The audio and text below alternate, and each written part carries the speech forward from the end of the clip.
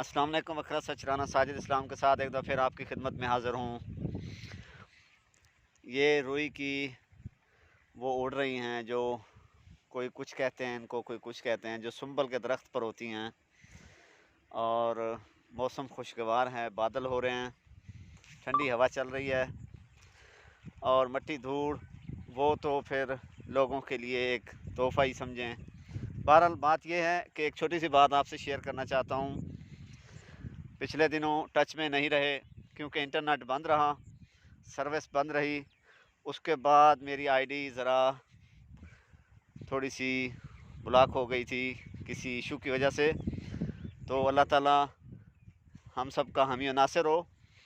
तो मैं यहाँ पर एक छोटी सी बात, ऐसी अच्छी बात आपसे शेयर करना चाहता हूँ कि आप सल्लल्लाहु अलैहि वसल्लम से जब पूछा गया था कि माँ का दर्जा, माँ बाप में किसका दर्जा बड़ा है, तो आप सल्लल्लाहु अलैहि वसल्लम ने फरमाया था कि तुम्हारी माँ।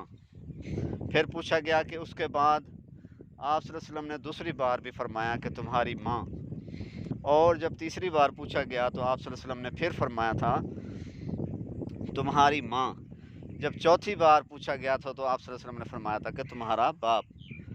कि पहले तीन हक़ जो हैं आप पर आपकी माँ के हैं, जो पहले तीन दर्जे हैं ज़्यादा बड़े वो आपकी वालदा के हैं। चौथा जो दर्जा है, चौथी जो अहमियत है वो बाप की है। तो इसके पस मंज़र में जो चीज़ हम और आप लोग बहुत कम जानते हैं वो ये है कि वालदा को तीन दर्जे दिए गए, क्योंकि सबसे पहले जो उसने तकलीफ़ बर्दाश्त की 9 माह तक अपने बच्चे को, आपको, हमें, हर किसी की माँ ने 9 माह तक पेट में रख कर जो तकलीफ़ बर्दाश्त की, सबसे पहला दर्जा उसका वो है।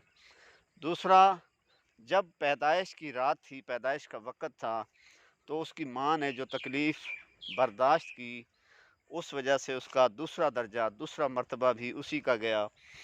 और तीसरी बार जब परवरिश का मामला आया तो उसमें भी उसकी माँ का हिस्सा सर फ़हरिस्त था, जिस बिना पर उसका दर्जा मज़ीद तीसरा हुआ। चौथे दर्जे में जाकर वालिद का हिस्सा आता है।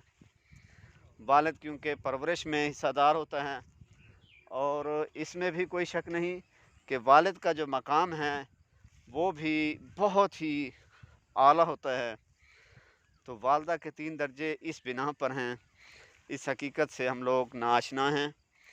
तो मैं चाहता हूँ कि हमारा चैनल जिस तरह मस्बत पहलू पर बात करता है, मस्बत पॉइंट्स पर और फलाही कामों पर, अवामी मसाइल पर, और जो अपना इल्म है जब तक आप उसको आगे नहीं पहुँचाएँगे तब तक वो बेकार हैं। जैसे ठहरा हुआ पानी होता है। हमेशा खुश रहा करें, अच्छी बात किया करें, अच्छा पैगाम दिया करें, अच्छे लोगों को सपोर्ट किया करें और बुरे लोगों से किनारा करें, नफ़रत ना करें। दूसरी बात ये कि आप अच्छाई नहीं कर सकते तो बुराई करना भी छोड़ दें। आप फ़ायदा नहीं दे सकते तो नुकसान करना भी छोड़ दें। हमेशा खुश रहें, अपने रिश्तेदारों, दोस्त, अहबाब को राज़ी रखा करें। जो नाराज़ हैं उनसे मिलजुल कर रहें। ज़िंदगी का एक लम्हे का नहीं पता। बहुत शुक्रिया, दुआ में याद रखें। अल्लाह हाफ़िज़।